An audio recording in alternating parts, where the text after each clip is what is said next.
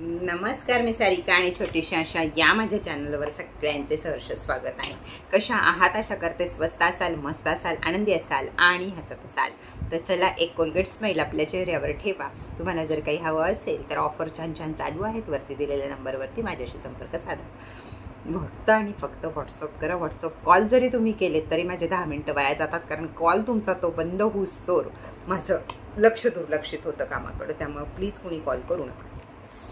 आज मी तुमच्यासाठी घेऊन आली आहे ते म्हणजे लक्ष्मी मातेला प्रसन्न करून घेण्यासाठी ही कामं स्वतःची स्वतःच करा। लक्ष्मी मातेला प्रसन्न करून घेण्यासाठी ही काही कामं स्वतःची स्वतःच करा। भले तुम्ही किती श्रीमंत असो, भले तुम्ही किती आळशी असो, भले तुम्हाला वेळ नसो, पण या गोष्टी जर आपण थोड्याफार जरी आपण केल्या तर आपल्या जीवनामध्ये खूप सारा बदल होतो। कारण या छोट्या छोट्याशा गोष्टी आहेत पण आपल्या लक्षात येत नाहीत आणि नंतर आपण म्हणतो की आपले दिवस का असे व्हायला लागले, एवढे चांगले दिवस होते असे का व्हायला लागले, अचानक काय झालं माझ्या आयुष्यात, कोणते ग्रह तारे फिरले म्हणून माझ्या आयुष्यात पुन्हा दुःख यायला लागली। तर आपण या चुका करून बसलेलो असतो म्हणून आपल्या आयुष्यामध्ये येतो। तर काही कामं ही स्वतःची स्वतः करा। तर बघा पुढं काही कामं तुमची तुम्हाला करायची असतील। सगळ्यात मोठं काम आहे घरातल्या देवाची पूजा। घरातल्या देवाची पूजा ही शक्यतो घरातल्या पुरुषानं करावी, नसेल मुलानं करावी आणि त्यातून वेळ नसेल तर स्वतः स्त्रीनं करावी। कधीही कुठल्या छोट्याशा आपल्या घरामध्ये पंडितजी रोजचे रोज बोलवलेत आणि रोज त्यांच्याकडं पूजा दिली आहे, किंवा काही घरामध्ये आपल्या ज्या मावशी असतात आपल्या हाताखालच्या त्यांच्याकडनं सुद्धा देव्हारा साफ करून घेतला जातो। तर हे पूर्णपणे चुकीचं आहे। देवाची पूर्ण भक्ती, पूजा, स्वच्छता आणि दोन्ही वेळचा दिवा लावणं हे फक्त घरातल्या कुटुंबातल्याच माणसांनी करायचं। दुसरं कुणाला करू देऊ नका, नाहीतर फार मोठा आपल्याला अडचणी आयुष्यामध्ये येऊ शकतात। सकाळी उठल्यावर आपलं अंथरूण आपणच काढा। जे वार्धक्यात आहेत त्यांनी सोडून द्या, पण लहान मुलापासून ते ज्यांचे हातपाय व्यवस्थित चालत आहेत त्यांनी सकाळी उठल्या उठल्या आपल्या पांघरुणाची घडी, आपला उशीचा आभरा आणि आपलं बेडशीट व्यवस्थित हातानं नीट करायची सवय लावा। कारण इथं राहू येतो, जिथं अस्ताव्यस्तपणा आला तिथं आपल्याला गरिबी आलीच म्हणून समजा। ही छोट्या छोट्या गोष्टी आहेत। घरात 8-9 पर्यंत बेडवरच पडली आहेत ना पोरं शाळेत गेल्यावर, पोरांनाच सवय लावा की उठा आणि आपल्या पांघरुणाची घडी घाला। थोडी पोरं मोठी झाली की त्यांची त्यांना सवय लावा, आणि नसेल तरी तुम्ही 5 मिनिटं वेळ काढून पहिली घरातली सगळी पारोशी अंथरुणं काढा आणि पारोसा केर काढा आणि नंतर बाकीच्या कामाला लागा। बघा तुमच्या आयुष्यामध्ये काय बदल होतोय। तो या सगळ्या गोष्टी तुम्ही 21 दिवस फक्त पाळून बघा आणि पुढे तुमची लाईफ कशी सुधरत जाते हे तुम्ही बघा। आता आला आपल्या घरातील स्वयंपाक। बऱ्याच गृहिणी आता नोकरदार वर्ग आहे, भरपूर सारा पगार आहे, सगळं आहे, स्वयंपाकाला बाया आहेत, सगळं आहे, तरी सुद्धा काही ना काही स्वयंपाकघरातला विशेषतः भात तरी आपला आपण करावा। कारण तांदूळ हा सर्वश्रेष्ठ आहे, भात हा सर्वश्रेष्ठ आहे, पूर्ण अन्न मानलं जातं त्याला। आणि तुमच्या हाताखालच्या बायका चपात्या करत असतील, भाकरी करत असतील, भाज्या करत असतील तर कमीत कमी भाताचा कुकर तरी गृहलक्ष्मीनं, म्हणजे ज्या घरातली जी लक्ष्मी आहे, जी स्त्री आहे, तिनं लावलाच पाहिजे। ही गोष्ट लक्षात ठेवा। तर या गोष्टीचे सुद्धा खूप परिणाम आपल्या आयुष्यामध्ये होत असतात। त्याचप्रमाणे आपली चप्पल कोणाला देऊ नका, कोणाची चप्पल आपण घेऊ नका। आपण घरातल्या घरात असलो तरी सुद्धा एकमेकाच्या चप्पल वापरू नका, कारण आपल्या एनर्जी सगळ्यांच्या वेगळ्या वेगळ्या असतात। लहान छोट्या मुलांना खूप सवय असते आपल्या आईची चप्पल, आपल्या बाबांची चप्पल घालायची आणि इकडं तिकडं पळायचं।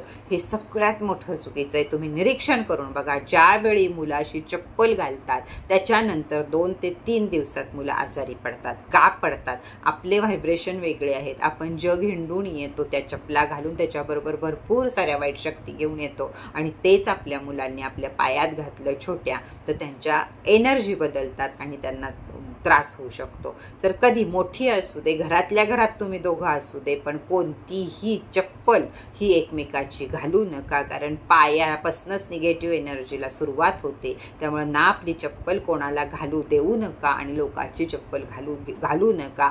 विशेषतः मोठ्या माणसांनी छोट्या मुलांसाठी तरी जरूर जपा. घरात एक स्लीपर काही वापरायचा संबंध आला तर त्याच्यावर रोजच्या रोज पाण्यानं त्या स्लीपर धुत जा आणि परत वापरत जा. एक मग्गाभर पाणी जरी त्याच्यावर टाकलं तरी त्याच्यातल्या निगेटिव्ह एनर्जी निघून जातात.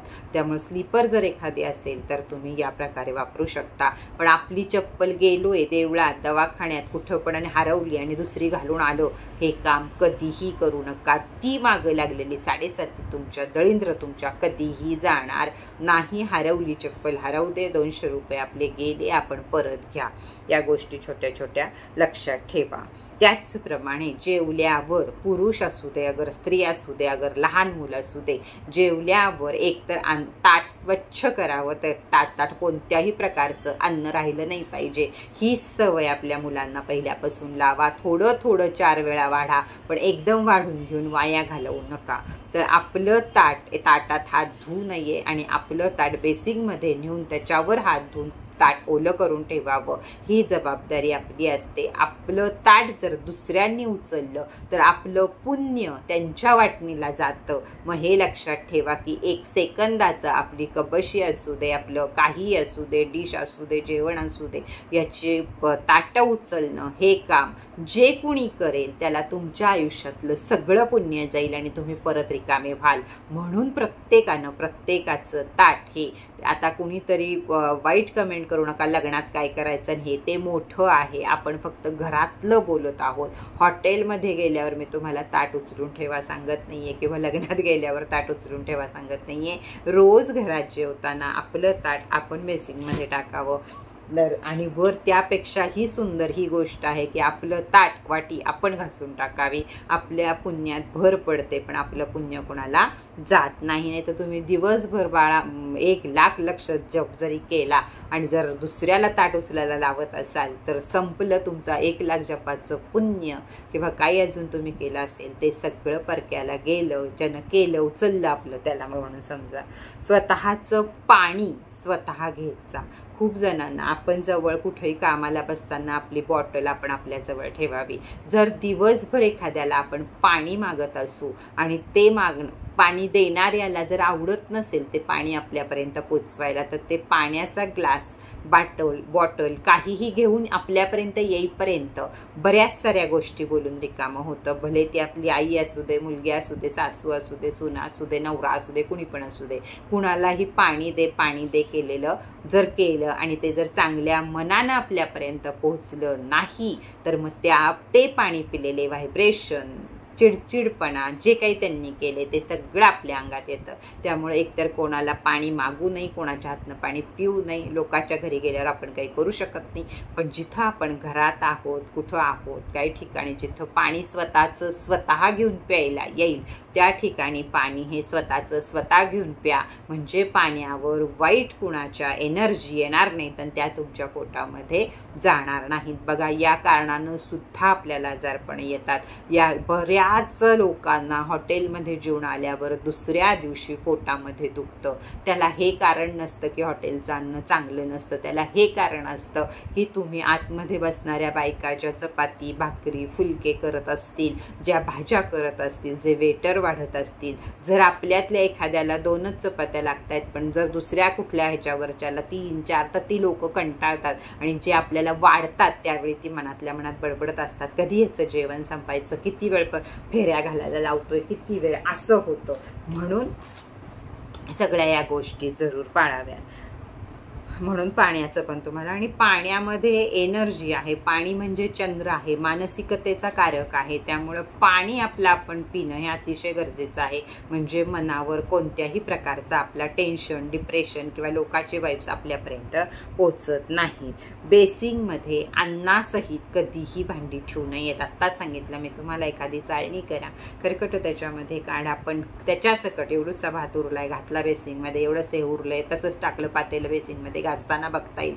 2 तासानं घासा नाही तर 4 तासानं घासा, ते तसंच बेसिनमध्ये पडले. ही सुद्धा फार मोठं दळिंद्र घराला लावण्याची आपली खोड आहे. तर या कोणत्याही प्रकारच्या खोडी आपल्यामध्ये नसाव्यात, खोडीच म्हणते मी याला. तर आपलं भाग्य बदलल्याशिवाय राहणार नाही. तुम्ही जर हे सगळे नियम 21 दिवस पाळलेत तर तुमचं भाग्य बदलल्याशिवाय राहणार नाही आणि तुमच्या जीवनामध्ये हळूहळू कसे बदल होत आहेत हे तुमचं तुम्हीच बघा. हे कोणतेही उपाय नाही आहेत, हे रोज जगण्याची एक आपली पद्धत आहे की या पद्धतीनं आपली पूर्वीची लोक याच पद्धतीनं जगत होती. त्यावेळी कुठंही अशी रोगराई किंवा काहीच नव्हतं. सगळे सुखानं भाजी भाकरी खात होते आणि सगळे सुखानं जगत होते. उलटे पूर्वीच्या लोकांकडं टोपलं सोनं होतं, चांदी होती, तांबी पितळी सगळी श्रीमंती होती. ती आज आपल्याकडं नाही आहे. त्याला ही आपली जीवनशैली सुद्धा कारणीभूत असते. तर या गोष्टींचा विचार सगळ्यांनी जरूर करा. व्हिडिओ कसा वाटला हे मला जरूर सांगा. छान कमेंट करा. वरती दिलेल्या नंबरवरती काय असेल ती ऑर्डर द्यायला किंवा माझ्याशी बोलायला विसरू नका. परत भेटूया नवीन माहितीबरोबर, नवीन व्हिडिओ बरोबर. तोपर्यंत टाटा.